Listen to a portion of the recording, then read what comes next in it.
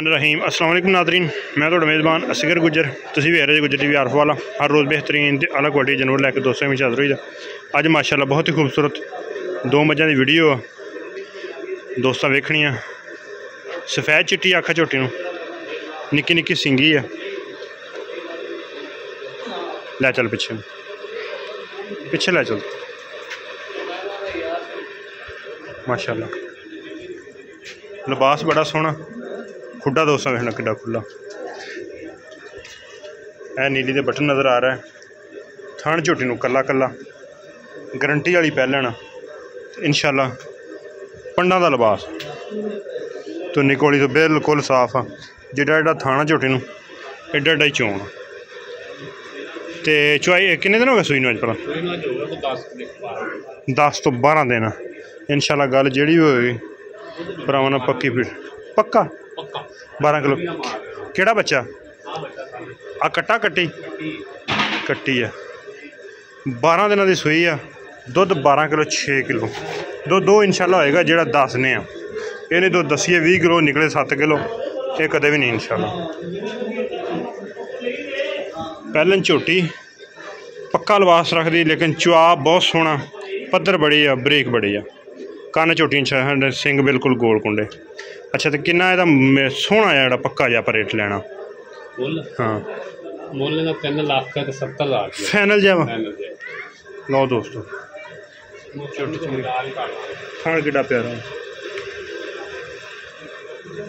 छड़ दूसरी मन थान अपनी अपनी जगह ते बिल्कुल किले ठोकी करदे माशाअल्लाह। चल कल दी सूई कच्ची सूई मन, खब्बे कुंडे सिंग। चल माशाअल्लाह हड्डी एक बाहर कढ़। खब्बी कुंडी मझ दोस्तों पता कि खरी हुंदी आ। बोले दे विच 2 चुआइयां होइयां, तीसरी हुण होनी है। रुकण दे इत्थे जरा। पुट्ठा सोहना, थण सोहना, लंबाई सोहनी, मुठ सोहना, थण मुट्ठी भारा, मुट्ठे छुट्टे बिल्कुल ऐन पैरां जिवें घोड़े दे सुम हुंदे। खब्बी कुंडी है, तुन्नी कोली तो बिल्कुल पाक साफ। टोर दड़ा थोड़ा गम